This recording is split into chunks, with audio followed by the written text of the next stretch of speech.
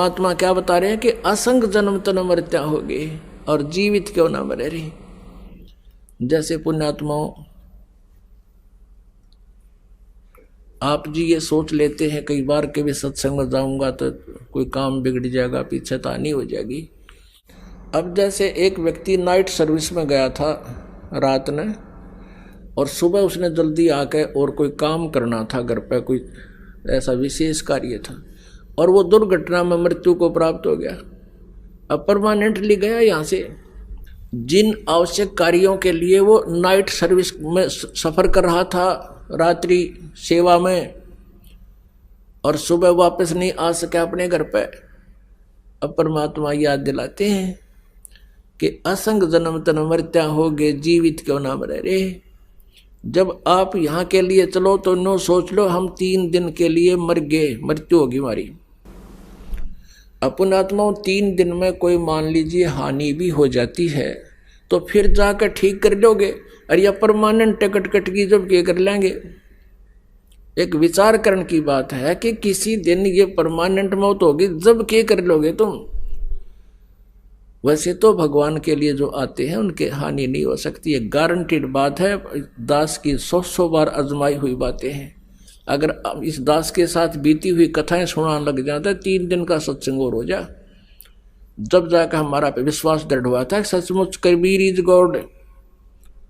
ना कबीर जी कोई हमारी जाति के, ना कोई खानदान में ना थे, कदे पहले देखे ना सुने। इस परमात्मा को गहराई से जाना और परखा, और जब डंडोरा पीटना शुरू किया इस दास ने, जो आज आपके समक्ष लाखों की संख्या में पुण्यात्माओं ने लाभ उठा लिया भगवान का। अब क्या बताते हैं, असंग जन्म तन मृत्या होगे, जीवित क्यों न मरे रे। अब 12 मध्य महल मठ बोरे, बहुर न दे धरे रे। ओए कहते 12वें द्वार में है वो मठ, वो सनातन परम धाम, जहां जाने के बाद फिर लौट कर कभी संसार में नहीं आते, वो सुख सागर। और फिर क्या बताते हैं, वो साधना ना करने से दोजक बहिष्ट सभी तय देखे, राजपाट के रसिया, 3 लोक से तरपत नाही, ये मन भोगी खसिया। कहते हैं दोजक माने नरक और बहिष्ट माने स्वर्ग। कहते पाप और पुण्य के आधार से तने नरक और स्वर्ग बहुत बार देख लिए, हे राजपाट के रसिया। और फिर क्या बताते हैं, 3 लोक से तरपत नाही, ये मन भोगी खसिया। अब जैसे कोई सरपंच बन जाता है, नु सोचा चेयरमैन बनूं, चेयरमैन बन जाता है नु सोचा एमएलए बनूं, एमएलए बन जाता है नु सोचा मंत्री बनूं, मंत्री बनने के बाद पूरी नु सोचा एक बार मुख्यमंत्री बनूं, जब पूरी 14 हाथ लगे। और मंत्री बनने के बाद ये सत्कर मान लेना, वो खुद जान सकते हैं जो उस पद पर बैठे, और भगवान ने पहले बता रखी है जो सच्ची होती है। वो ने सोचा प्रधानमंत्री बनूं, जब पूरी कसर लिकड़े, इतना मृत्यु हो जाए फिर गधा संतरी बना पाओ फिर कितना। तो परमात्मा कहते हैं 3 लोक से भी इसकी सेटिस्फेक्शन नहीं है, संतुष्टि नहीं इस मन पापी की। जो काम करने का था इस मनुष्य जीवन, तो वो तो छेड़ा भी को ना, स्टार्ट भी नहीं करने देता। ये दोजक बहिष्ट सभी तय देखे, राजपाट के रसिया, 3 लोक से तरपत नाही, ये मन भोगी खसिया। अब कहते इसका कैसे समाधान होगा, सतगुरु मिले तो इच्छा मेटे, पद मिल पदे समाना, चल हंसा उस लोक पठाऊं, जो आदि अमर अस्थाना। वो शाश्वत स्थान सनातन परम धाम पर ले चलता हूँ। कहते सतगुरु मिले तो इच्छा मिटे, तत्वदर्शी संत मिलेगा तो इस तरह का ज्ञान दे करके तुम्हारा यहाँ से हृदय हटावेगा, और यहाँ के इस झूठे सुख से वापस हटोगे और भगवान में दृढ़ हो जाओगे। सतगुरु मिले तो इच्छा मिटे, पद मिल पदे समाना। पद, पद माने वे ऑफ वर्शिप, पद्धति, भगवान की सच्ची साधना की विधि। और पद मिल पदे समाना, गीता जी अध्याय नंबर 15 के श्लोक नंबर 4 में कहा कि जब तत्वदर्शी संत प्राप्त हो जाए उसके पश्चात परमेश्वर के उस परम पद की खोज करनी चाहिए, जहां जाने के बाद फिर लौटकर कभी संसार में नहीं आते, उनका पूर्ण मोक्ष हो जाता है। तो यहां बताया है कि सतगुरु मिले तो इच्छा मेटे, पद मिल पदे समाना। पद वे ऑफ वर्शिप सही बतावेगा, पद्धति सही देगा और उस पद को प्राप्त कराएगा।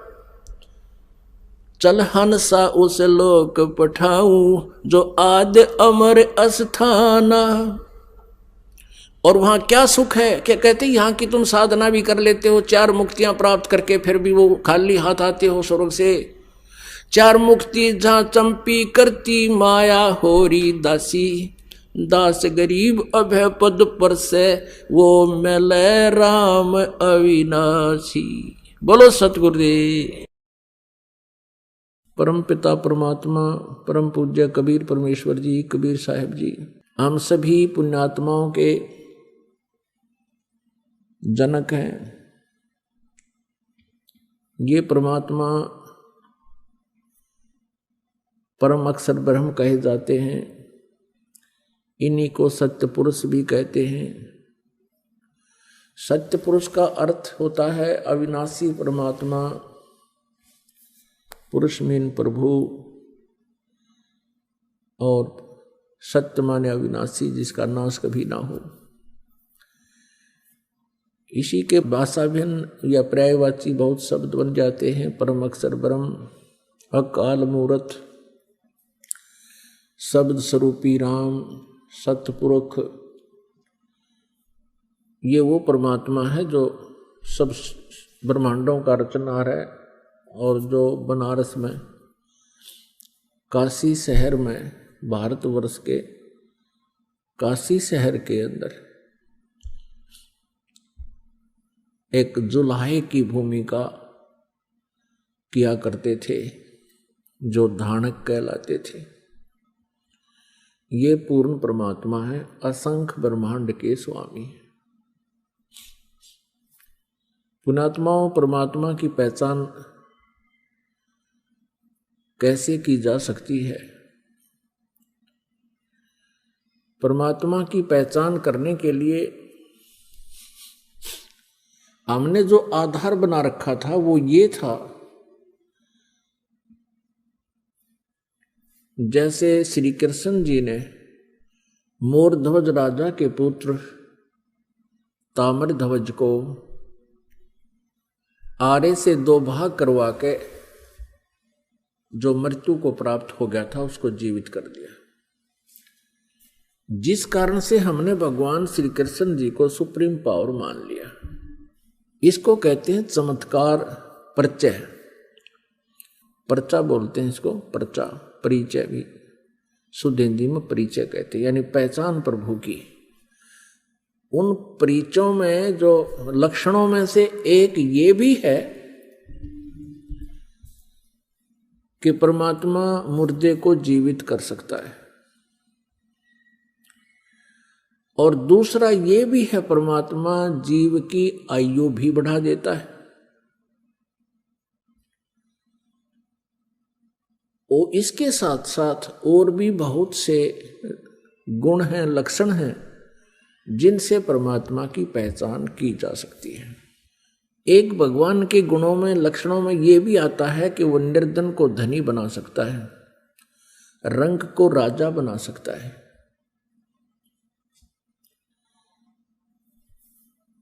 और एक ये भी पहचान है कि उसके विषय में हमारे सदग्रंथों में लिखा हुआ है।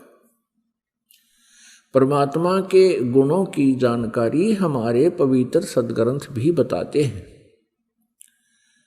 जिस परमेश्वर के लक्षण, जिस परमेश्वर के सर्वचिन्ह इन सभी बातों पर खरे उतरते हैं, सभी पॉइंटों पर, सभी केंद्रों पर, वो परमात्मा है, वो परमेश्वर है। इसके पहचानने के लिए हमने बहुत सा सहयोग लेना होगा।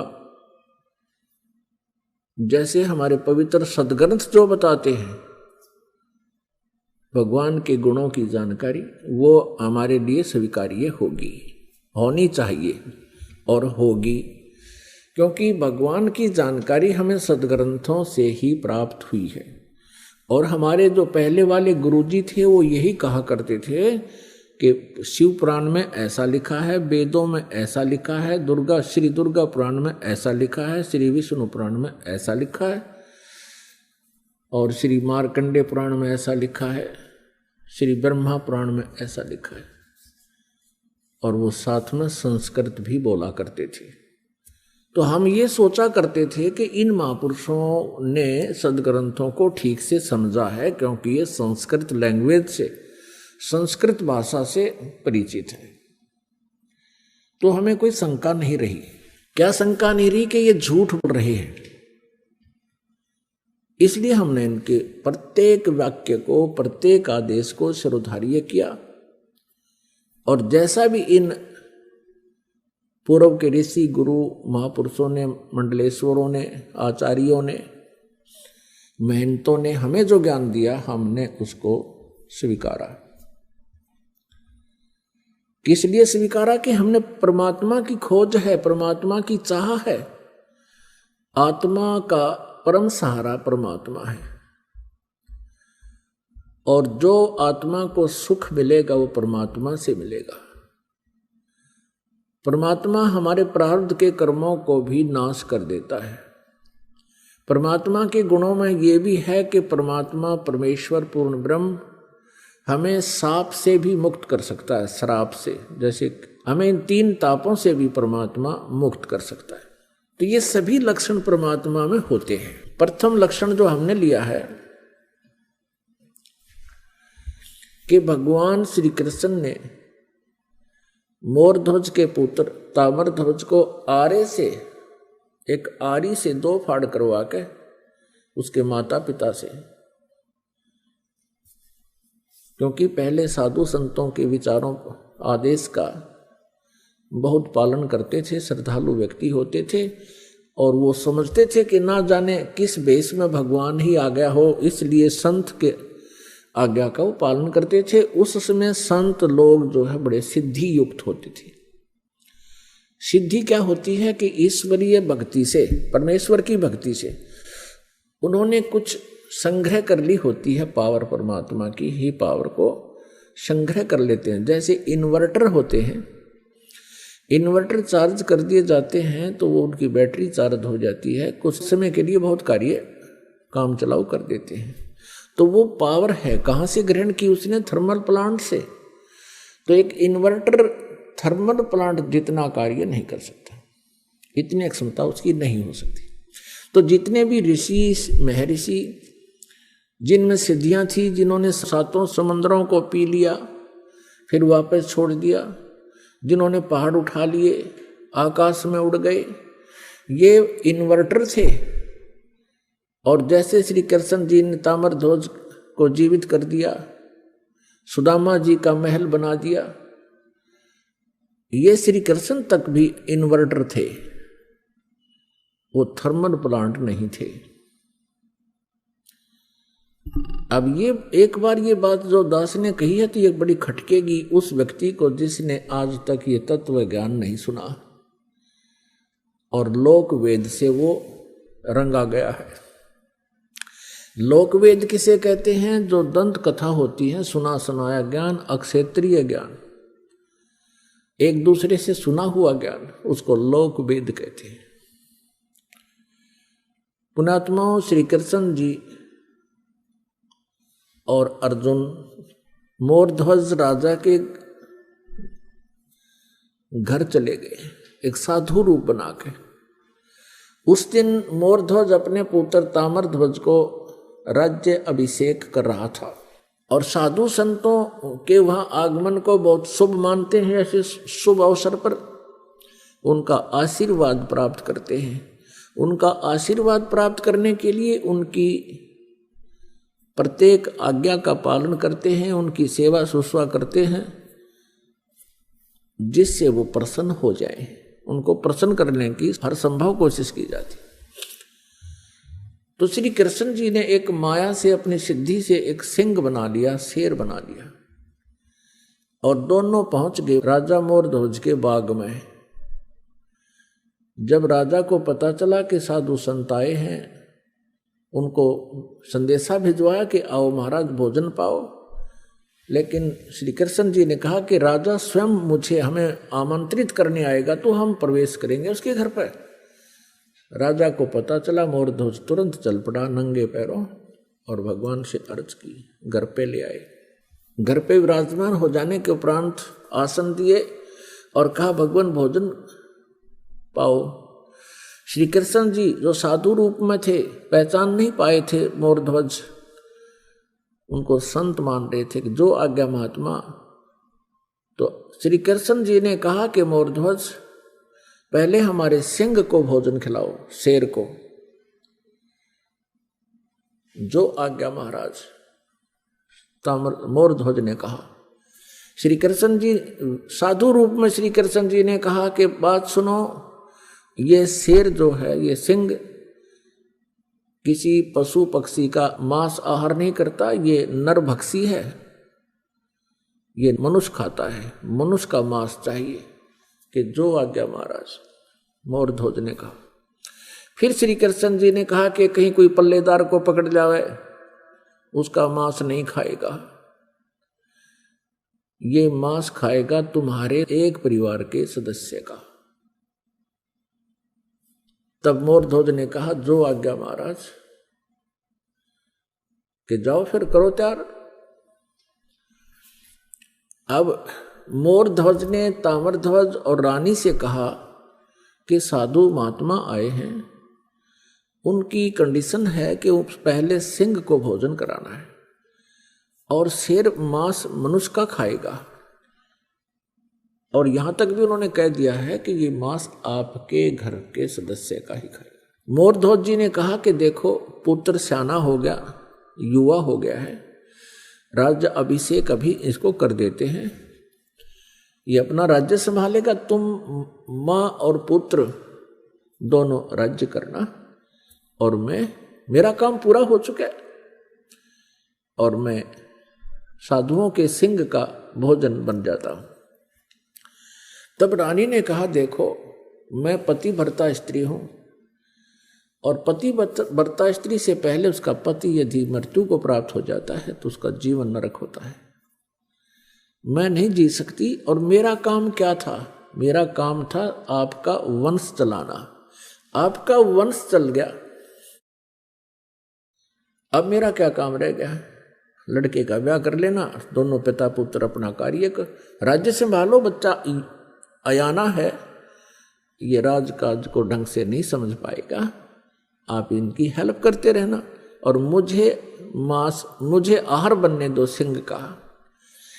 तब लड़का कहता है ताम्रध्वज के माता पिता, मैं माता पिता के ऋण से मुक्त नहीं हो पाया हूं, अभी तक तो मेरी आपने सेवा ही सेवा की है, मैं तो आपकी कुछ सेवा कर नहीं सका, इसलिए मैं सिंह का आहार बनूंगा, आप मुझे पितृ ऋण से मुक्त होने दीजिए। अब वहां भगवान श्री कृष्ण से जो साधु रूप में बैठे थे उनसे आकर कहा, उन्होंने सारी कहानी फिर दोबारा दोहराई और कहा भगवान आप ही फैसला कर दो। तब श्री कृष्ण साधु वेश में विराजमान श्री कृष्ण जी ने कहा कि राजा और रानी यानी अपने पुत्र ताम्रध्वज को आरे से 2 फाड़ करें और तुम्हारे पुत्र का मांस ये शेर खाओगा, सिंह खाओगा। जो आज्ञा, आरा उठा लिया, एक तरफ मां खड़ी होगी, एक तरफ पिता, और लड़का लिया बिठा।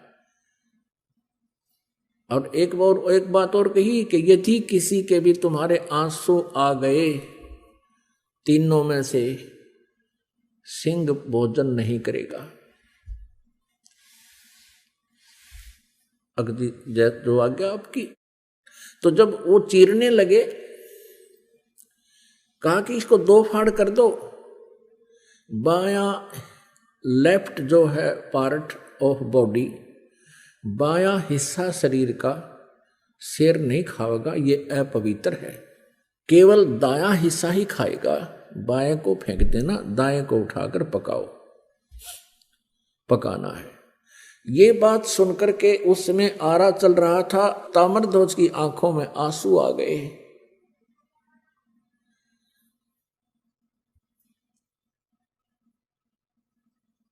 तो श्री कृष्ण जी साधु वेश में थे, उठकर चल पड़े कि तुम तो रो पड़े भाई, तुम्हारा सही प्यार नहीं प्रभु में, तुम्हारा कच्चा प्रेम है, ये मांस नहीं खाएगा। तब तक ताम्रध्वज मर चुका था।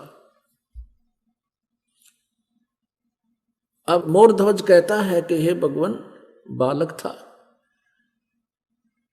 इसको समझ नहीं थी, मुझे चीर लो, मैं नहीं रोऊंगा। तब रानी कहती है आप रूठ को मत जाओ, मुझे आहार बना लो, हम नहीं रोएंगे, बालक था। इस बात से वो बड़ा प्रसन्न हुआ। श्री कृष्ण जी साधु रूप में वापस आकर बैठ गया और लड़के को जीवित कर दिया।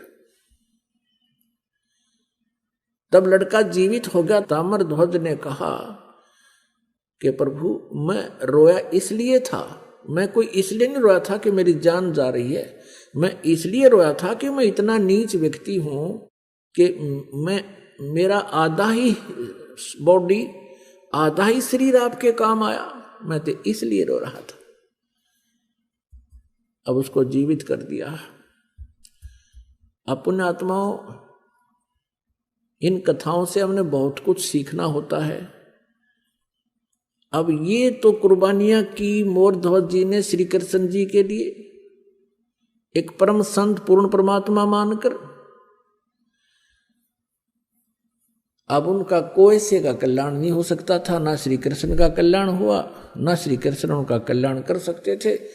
लड़के को जीवित कर देना, इन प्रभुओं में गॉड पावर होती है, जैसे इन्वर्टर वाली। एक इन्वर्टर की क्षमता होती है, वो केवल 2 बल्ब ही जगा सकता है। एक इन्वर्टर की ऐसी क्षमता होती है कि वो कूलर भी चला दे, 2-3 बल्ब भी चला दे, और कोई छोटी मोटी हैंडपंप की मोटर भी चला दे, आधे हॉर्सपावर की। लेकिन फिर भी वो अक्षमता उसकी कंप्लीट नहीं, पूर्ण नहीं होती, पर्याप्त नहीं है।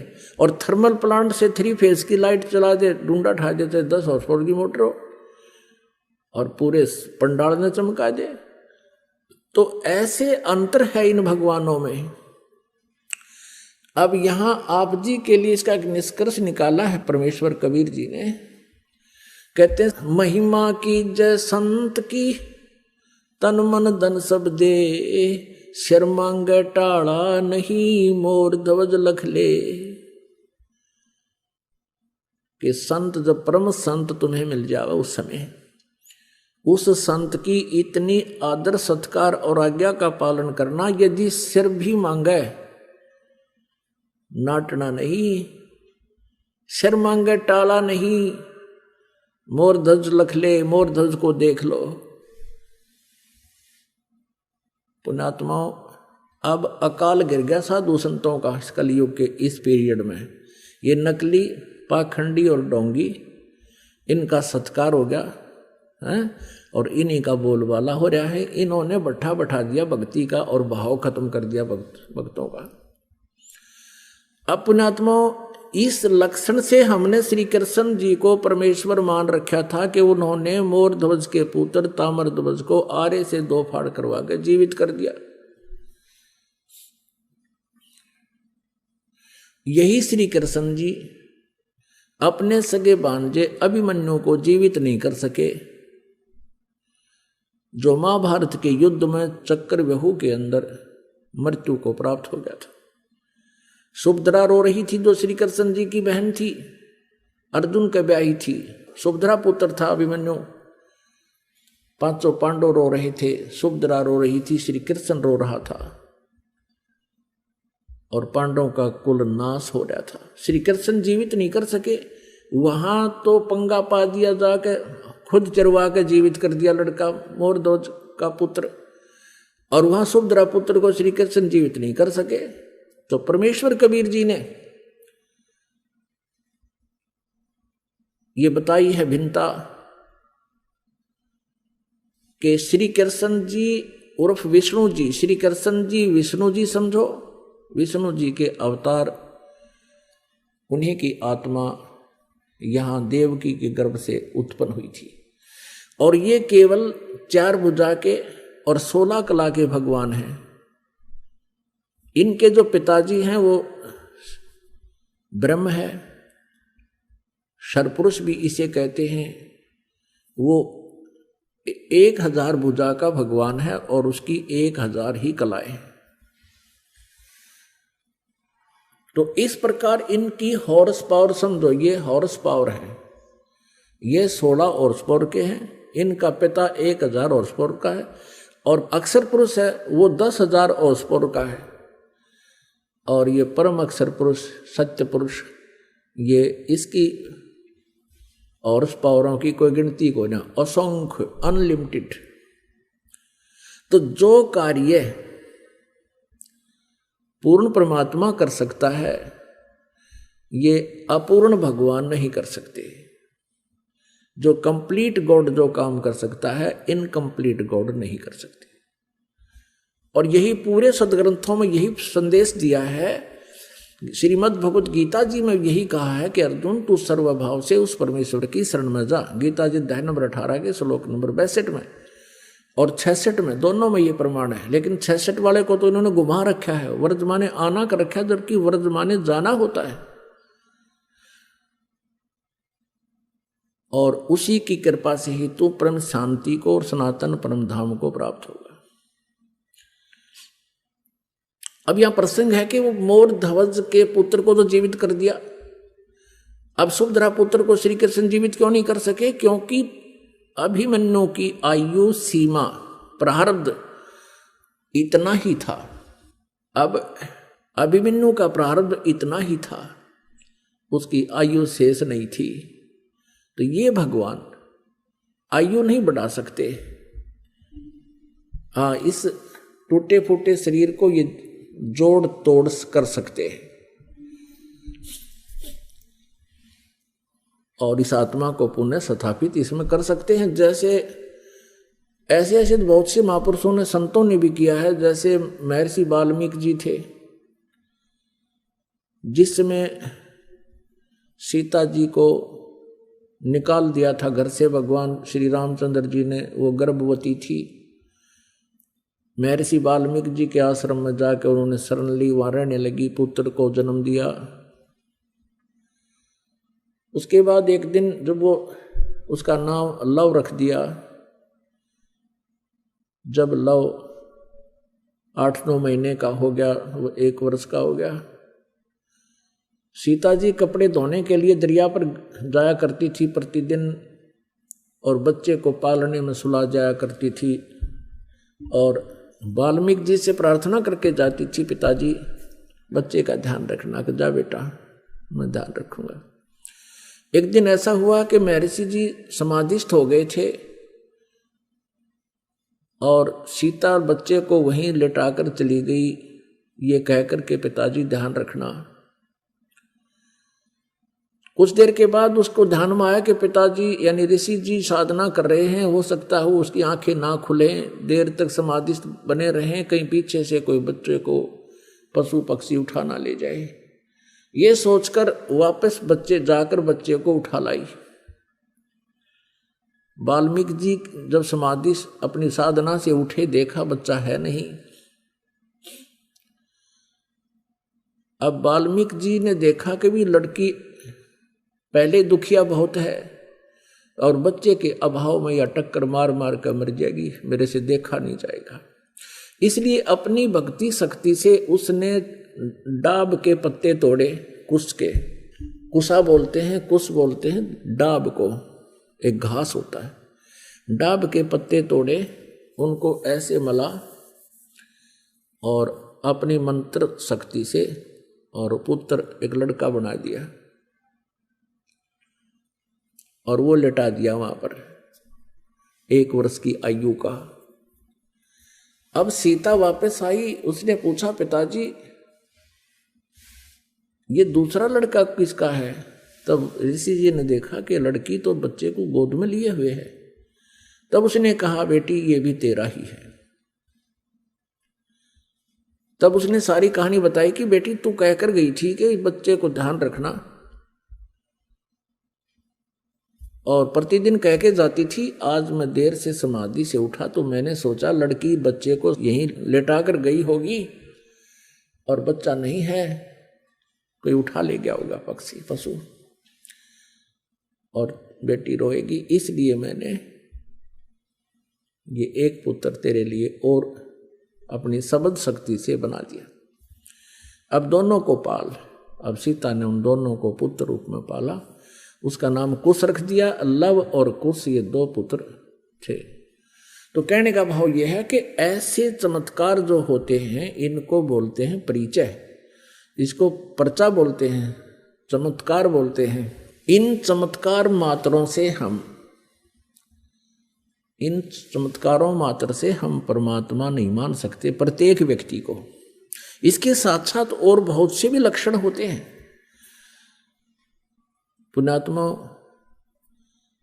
अब हम आपको परमेश्वर कबीर जी के विषय में जानकारी देंगे। इसी के पैरेलल के श्री कृष्ण जी ने मोर ध्वज के पुत्र को जीवित कर दिया।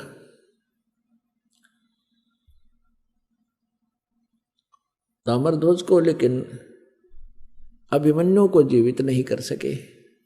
एक सम्मन नाम का मनियार था। मनियार कहते हैं जो चूड़ी बेचा करते गांव गांव में, कांच की चूड़ियां होती थी।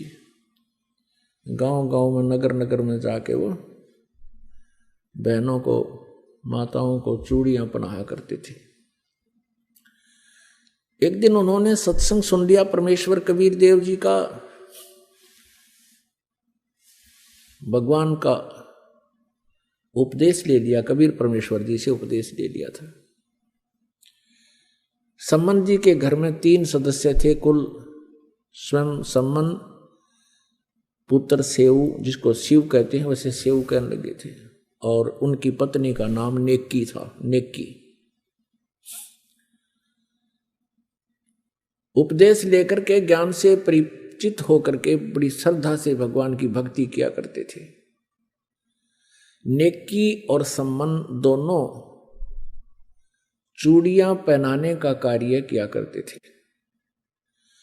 और परमात्मा कबीर परमेश्वर जी ने बहुत सी ऐसी लीलाएं चमत्कार कर रखे थे।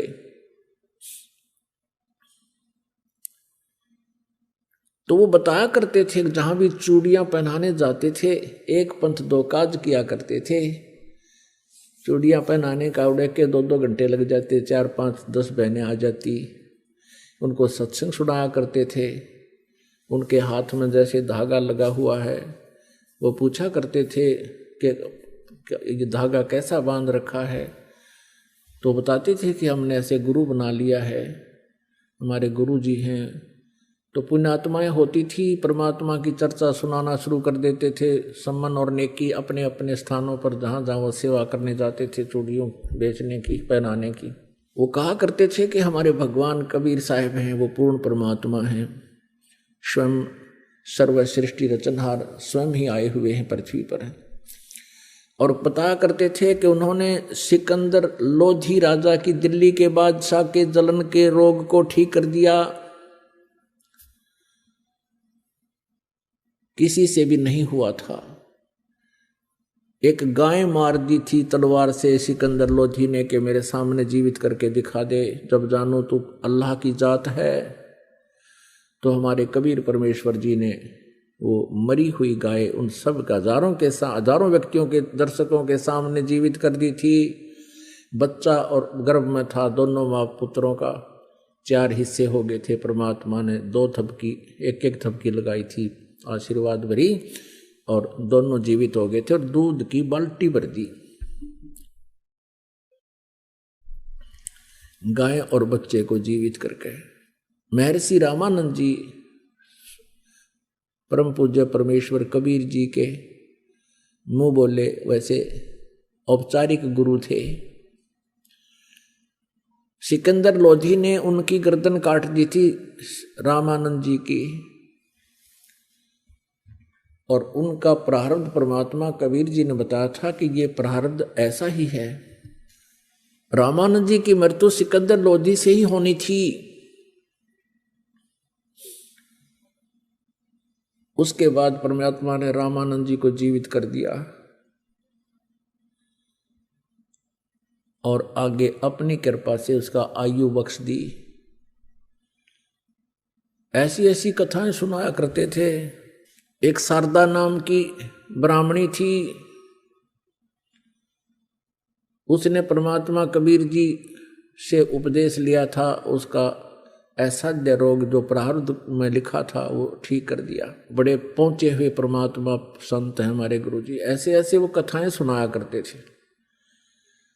अब नगर के लोग, अब क्या होता था कि वो बहनें वो विचार सुन के जाती थी, वो अपने पतियों के सामने बताती थी कि ऐसे ऐसे एक मनियार आया था, एक मनियारी आई थी और ऐसे ऐसे बता रही थी। तो उनके पति कहते थे ये सब झूठ बोलते हैं, ये संत पाखंडी होते हैं, भोली आत्माओं को अपने चुंगल में फंसा रखा है। यदि इनके गुरु ऐसे पहुंचे हुए हैं तो इनको धनी क्यों ना बना देते। ये इनके पास ना ढंग से कोई मकान है, ना इनके पास ढंग से कपड़े हैं, हैंड टू माउथ ये जी रहे हैं, इनको क्यों नहीं धनी बना देते। अब बहनें जो वहां ज्ञान सुनकर जाती थी अपने पिता की, अपने पति के इस तर्क से, फिर वो ये भी कहने लग जाती थी। तो ऐसे दूसरी बार वहां चर्चा होती थी उन मनियार और मनियारी के द्वारा, तो वो ये तर्क देते थे कि भाई तुम बात तो करते हो बड़ी बड़ी, लेकिन तुम स्वयं भूखे मर रहे हो। कभी तो आटा उधारा ले जाते हो, कभी कुछ उधारा ले जाते हो, तुम्हें क्यों नहीं सेठ बना देता तुम्हारा गुरु। तो वो क्या कहते थे कि हम भगवान से मोक्ष मांगते हैं, हम यहाँ का धन नहीं मांगते। तो वो कहते हैं मोक्ष तो बाद की बात है, पहले तो रोटी भी तो चाहिए। तो उनके जो के संसार के विचारों में और भगत के विचारों में, जगत के विचारों में, भगत के विचारों में बहुत भिन्नता होती है और इसी कारण से तालमेल नहीं बनता, विरोध बना रहता है। अपुण्यात्माओं, अब परमात्मा की कई लीलाएं बतानी पड़ेंगी इसमें। एक समय एक शेख तकी नाम का सिकंदर लोधी दिल्ली के बादशाह का गुरु था, धार्मिक गुरु था। और जब उसको ये पता चला कि सिकंदर लोधी के जलन का रोग कबीर जी ने ठीक कर दिया, परमेश्वर कबीर जी ने, और सिकंदर लोधी ने बताया कि मैंने अपने हाथों से अपनी तलवार से स्वामी रामानंद जी को मार दिया था, कत्ल कर दिया था, उसका धड़ से अलग कर दी थी उनकी जो है गर्दन, और कबीर जी ने जीवित कर दिया। इस चीज को देख करके शेख तकी के मन में बहुत ईर्षा होगी कबीर जी के प्रति कि ये इतना प्रभाव जमा बैठा है राजा के दिल में, अब मेरी दाल गलेगी नहीं। और जब तक मैं कबीर जी को सिकंदर लोधी बादशाह के हृदय से नजरों से नहीं गिरा दूंगा, तब तक मेरी रीवैल्यू नहीं होगी। इस सोच से, इस दृष्टिकोण से उसने कबीर जी को नीचा दिखाने के लिए, एक दिन राजा काशी से आ रहा था सिकंदर लोधी, साथ में कबीर जी भी थे और शेख तकी भी थे। बनारस से दिल्ली लौटते समय एक दरिया के किनारे रात्रि में पड़ाव कर लिया था। अब शेख तकी ने कहा था, शेख तकी ने कहा कि राजन मैं इसको तब मानूंगा कबीर को कोई शक्ति युक्त है, मेरे सामने कोई मुर्दा जीवित करके दिखा दे, ये तो जादूगर है। सिकंदर आपने उनकी गर्दन काट दी, इसने तुरंत जीवित कर दी होगी, जब जानूं किसी मुर्दे को जीवित करके दिखाए तब मानूं मैं। अन्यथा मैं सब मुसलमानों को कह दूंगा कि सिकंदर लोधी हिंदू बन गया है, इसने हिंदू गुरु बना लिया। इस बात का सिकंदर लोधी को पता था कि मुसलमान भोली श्रद्धालु मुसलमान जितने भी हैं वो शेख तकी के प्रत्येक आज्ञा का पालन करते हैं। इसने एक बार ये आग लगा दी तो तेरा राज्य नहीं रहेगा। चिंतित हुआ सिकंदर लोधी। तब परमेश्वर कबीर जी ने कारण पूछा तो कारण बताया कि ये शेख तकी ऐसे ऐसे कह रहा है भगवान,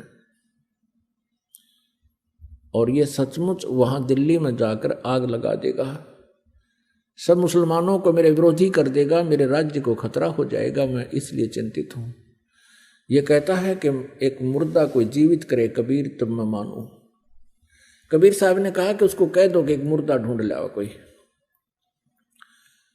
अब कहने का भाव ये है पुण्यात्माओं के मालिक की रजा, क्योंकि वो अपने भक्त को टेंशन युक्त नहीं रहने देते कबीर परमेश्वर।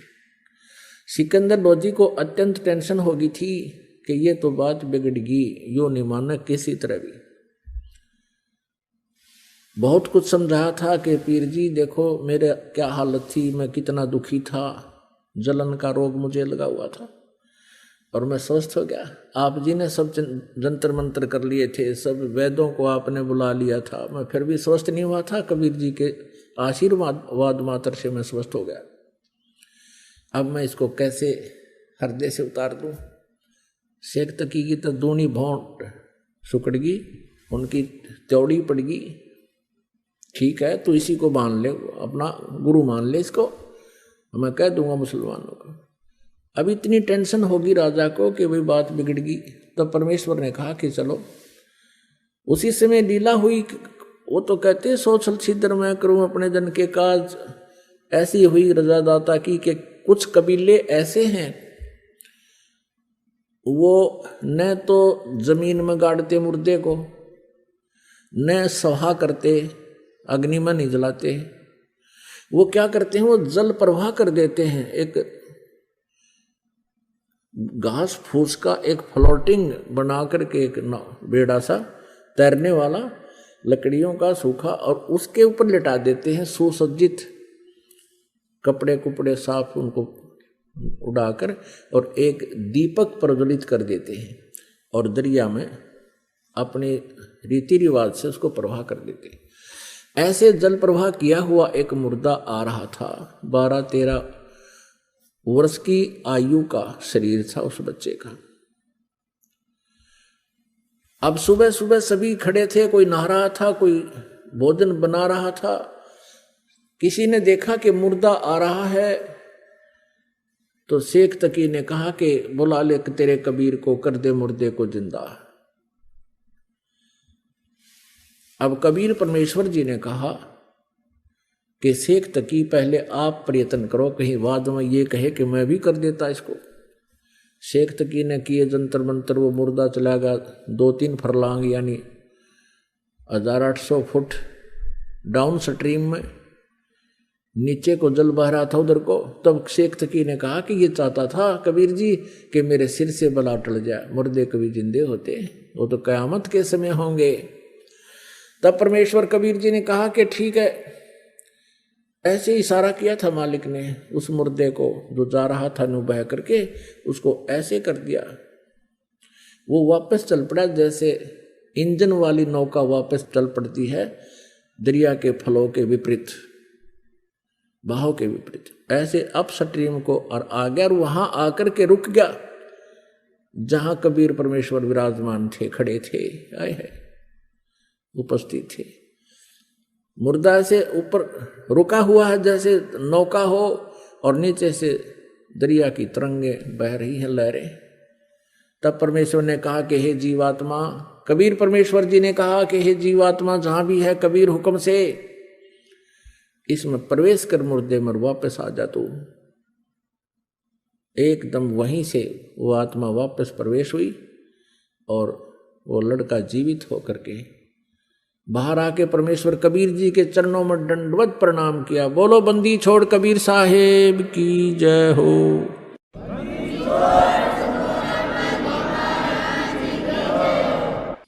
अब सभी ने, उपस्थित व्यक्तियों ने कहा, क्योंकि सैकड़ों की संख्या में, हजारों की संख्या में अंगरक्षक सैनिक थे और राजा वीर सारे थे, तब उन्होंने कहा कि हे कबीर जी आपने तो कमाल कर दिया, लड़के का नाम कमाल रख दिया। और 12-13 वर्ष की आयु का पुत्र था, लड़का था किसी का, वो अपने पुत्र के रूप में परमेश्वर ने पाला पोसा, उस पुनर्जन्म प्राप्त प्राणी को भक्ति दी, अपने पास रखा पुत्र रूप में। ऐसे ही शेख तकी ने एक दिन कहा, भाई ये तो नई बात बनी, ये तो इसका तो जो नजरों से नहीं गिरा राजा के, तो उसने स्कीम बनाई, अपने मुसलमानों से सबसे मिलकर कहा कि भाई ये जादू जंतर करता है, और लड़का जो जल प्रवाह कर दिया गया था वो जीवित था, वो सदमे में था, और सदमे वाले कोई जादू जंतर करने वाले जीवित कर ही देते हैं। भाई इसको हम तब मानेंगे ये अल्लाह की जात है, इसमें कोई शक्ति है। मेरी पुत्री जो कब्र में दबा रखी है, शेख तकी पीर की पुत्री, कुछ दिन मरे हो गए थे उसको, और वो कब्र में दबा रखी थी, महीने या 20 दिन या जीते 2 महीने की 6 भी नहीं थी। और कहने लगा जब जानो मैं इसको, मेरी बेटी को जीवित करके दिखा दे। फिर वही समस्या पैदा करती। सिकंदर लोधी फिर टेंशन में। कबीर परमेश्वर ने कहा कि टेंशन ना करो राजन, कह दो इसको, शेख तकी को कह दो कि मुनादी करवा दे, आसपास अनाउंसमेंट करवा दे कि आज से तीसरे दिन वो लड़की जीवित की जाएगी जो कब्र में दबी हुई। सब जगह डंडोरा मुनियाद करवा दी, डंडोरा पटवा दिया, मुनादी करवा दी, अनाउंसमेंट करवा दी। कई हजार व्यक्ति आकर इकट्ठे हो गए उस निश्चित दिन को। कब्र फुड़वा दी, बच्चे का शरीर सूखा पड़ा था। अब परमात्मा ने कहा कि शेख तकी तो भी कर ले ट्राई कर दे, फिर बाद में न्यू कह मैं जीवित कर दूं। तो उपस्थित व्यक्तियों ने कहा कि भगवान अगर ये कुछ करने योग्य होता अपनी बेटी ने कौन मरने देता, इसके पास कुछ नहीं है, आप दया करो। तब परमेश्वर ने कहा कि हे शेख तकी की लड़की तू जीवित हो जा। वो जीवित नहीं हुई। दोबारा फिर कहा परमात्मा ने कि शेख तकी की लड़की जीवित हो जा, नहीं हुई। तीसरी बार फिर कहा, नहीं जीवित हुई। अब शेख तकी ने बंगड़ा पा दिया, नाचर कूद, क्या देखा, ढोंगी का ढोंग पकड़ा गया। अब कर देना जीवित, अब कर देना जीवित। अब उस शेख तकी पाप आत्मा को अपनी पुत्री के जीवित न होने का गम नहीं था, और परमात्मा की पराजय की खुशी मना रहा था। कहते हैं राज तजना सहज है, सहज त्रिया का ने, और ये मान बढ़ाई ईर्षा दुर्लभ तजनाई। और ये तजे बिना भगवान नहीं मिल सकता।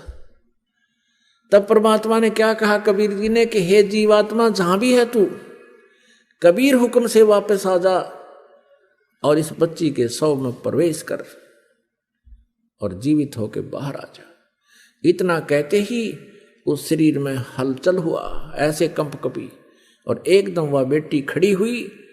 12-13 वर्ष की उम्र की आयु थी उस समय उस लड़की की भी, और बाहर आकर दंडवत प्रणाम किया कबीर परमेश्वर को। सबने कहा कमाल कर दिया भगवान, कमाल कर दिया। कोई 1000 व्यक्ति इकट्ठे थे, देख रहे थे इस दृश्य को। कमाल कर दिया, कमाल कर दिया। लड़की का नाम कमाली रख दिया, अपनी बेटी के रूप में अपने पास रखा। अब कबीर परमेश्वर जी ने कहा कि जा बेटी अपने पिता शेख तकी के साथ। तब लड़की ने 1.5 घंटा तक प्रवचन किए कि मेरा और शेख तकी जी का जितना संबंध था पुत्री और पिता का, वो समाप्त हो चुका था। मेरी आयु मनुष्य की शेष नहीं थी। अब उस लड़की ने कहा कि हे श्रोताओ, ये पूर्ण परमात्मा है, ये कबीर अल्लाह है, ये अल्लाहु अकबर है, ये स्वयं उतरे हैं। अपने पिछले जन्म की कई कहानी सुनाई कि पहले जन्म में मैं एक राबिया नाम की लड़की थी, ये परमात्मा मुझे वहां भी मिले थे। 4 वर्ष मैंने इनकी भक्ति की थी, फिर वह साधना त्याग दी थी, लोक लाज में आ गई थी। उसके कारण मुझे फिर एक और मनुष्य जीवन मिला बंसुरी का, और तीसरा जन्म मुझे आज ये कमाली का मिला था। ये भी मेरा उस भक्ति के, उस 4 साल की भक्ति जो मैंने की थी, उसके कारण ये 2-1.5 मेरे अनमोल जन्म मुझे मिले थे। और अब मेरी कोई शेष जीवन नहीं था। ये पूर्ण परमात्मा आए हैं। मैंने भी गलती की थी लोगों, अब मैं बोलूंगी नहीं इस भगवान को, इन्होंने मेरी दिव्य दृष्टि खोल दी है और मुझे पिछला ज्ञान हो गया है। उसके बाद वो लड़की ने धिक्कार दिया शेख तकी को कि तू मनुष्य नहीं शैतान है, भगवान आए हैं तो ईर्षा कर रहा है। वो कहता है इसने मेरी लड़की को बहका लिया, जद्दू जंत्र कर दिया, इस पे कोई प्रेत छोड़ दिया, इसकी ओर ही बोल रही है। माना नहीं वो नालायक। लेकिन अन्य हजारों, कोई हजारों की संख्या में उपस्थित व्यक्तियों ने परमात्मा की जय जयकार की और नाम लिया, उपदेश लिया और शिष्य बन गए। अपनात्मा परमात्मा की परिभाषा को समझने के लिए बहुत से प्रमाण आपको देने पड़ेंगे और तभी हम भगवान को पहचान सकेंगे। जब तक हम भगवान को नहीं पहचानेंगे, परमेश्वर को, हम अपना कल्याण नहीं करवा पाएंगे, क्योंकि हमें कोई ना कोई भ्रमित कर ही देता है। काल का दूत कोई ना कोई ऐसी स्टोरी सुना देगा जिससे आपको विचलित कर देगा। लेकिन इन प्रमाणों से आप विचलित नहीं हो।